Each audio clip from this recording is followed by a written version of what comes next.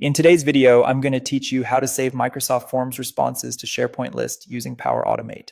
By the end, every new form submission will automatically create a matching item in your SharePoint list, saving you time and keeping your data organized. Before we start, make sure you already have a Microsoft form set up and a SharePoint list ready with columns that match the questions you want to capture. Start by opening Power Automate from your Microsoft 365 apps. We'll create a new flow that runs automatically whenever someone submits your form.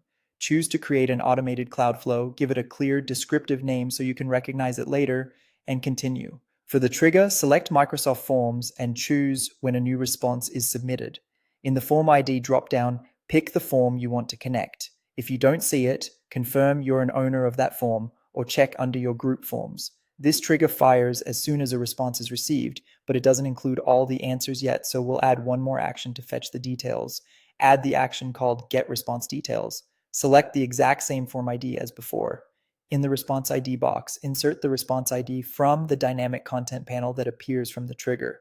This step retrieves each answer to your form questions and makes them available for mapping. Next, add the SharePoint action Create Item, choose the correct site address, and then select the list name where you want the data to land. Make sure you have edit access to that list and double check you're pointing to the right site, especially if your tenant has similar site names. Now map your fields. For each SharePoint column, click into the field and insert the corresponding value from Get Response Details in the dynamic content.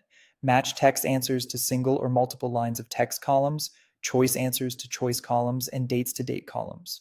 If your list has a required title field, map it to a meaningful answer, such as the respondent's name or a key response.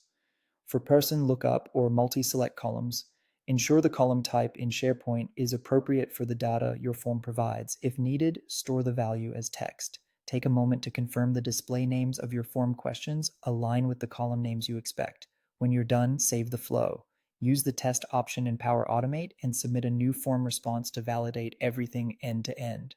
Head to your SharePoint list and confirm a new item appears with the right values in each column. If something looks off, review your mappings and column types, then save and test again. That's it. Your form responses now flow straight into SharePoint automatically.